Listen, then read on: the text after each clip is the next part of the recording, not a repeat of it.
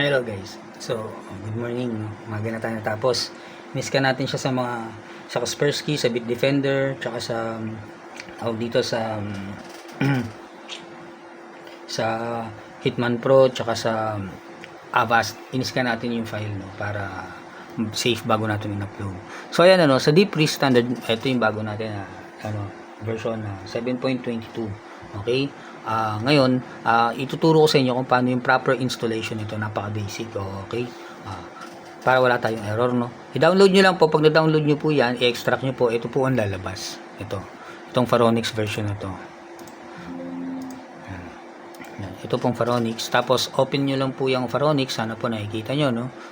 Open nyo lang po yung Pharonix. Tapos, ito po yung lalabas. So, sa ngayon, buksan nyo lang yung serial key. Serial key. Tapos, right click nyo lang yan, run as admin. Kahit anong Windows, no, pasok to. Okay. Yan. Next. Tapos insert nyo lang yung serial key. Insert nyo lang yung serial key. Takpan ko lang, ha.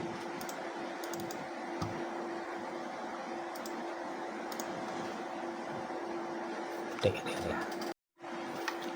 So ayan. In-insert ko na yung serial key. Tapos in-next nyo lang. Pagka next nyo lang, syempre huwag yung mga yan. So drive C lang yung natin, deep-freeze natin. Tapos next nyo lang, tapos install. Pakita natin para yan, working na po yan kahit sa mga kay Ghost Spectre, Superlight, working na yan, kaya pati kay Oprikin, working na po yan.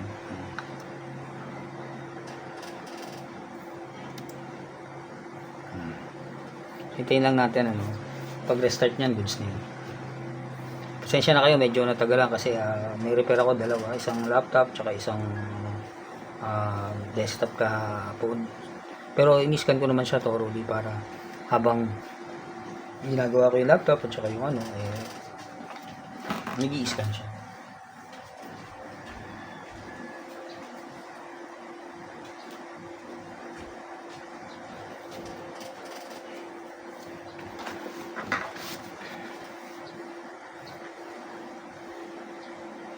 Kaya medyo matagal yung booting ko kasi hindi ko pa to nasa setup.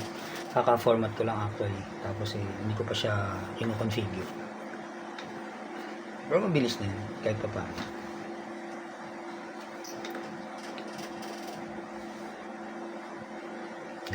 So, okay na, no? Dito na siya.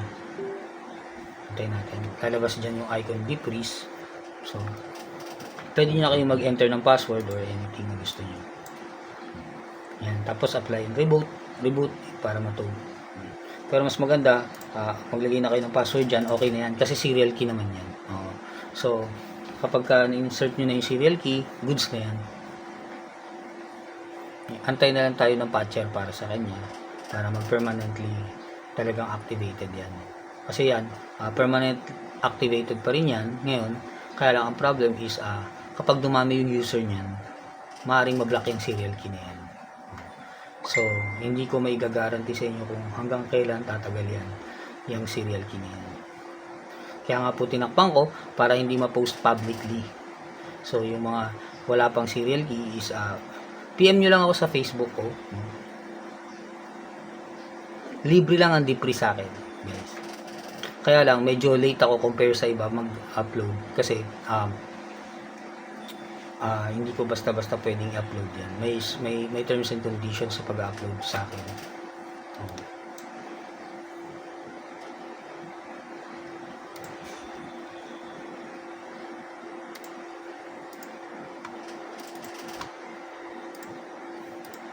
Hindi ko pala nag-bluetooth, sorry. So, nagkakaproblema sa mga may problem sa Windows Update, Enterprise Seed, mga ganon, no?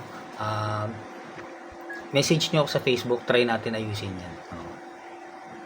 Wag kayo magbubura ng folder na Pharonix kung mag-uninstall kayo. Wag. Kasi yung bagong mga Deep Freeze, nagsimula yun kay 6 point something, ganyan. Kapag dinilit nyo ang Pharonix na folder, laking problema.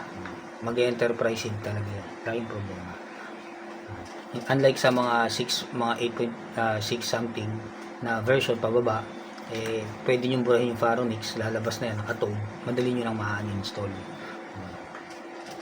So, ayun, no? Tayin lang natin, lalabas na si Faronix dyan.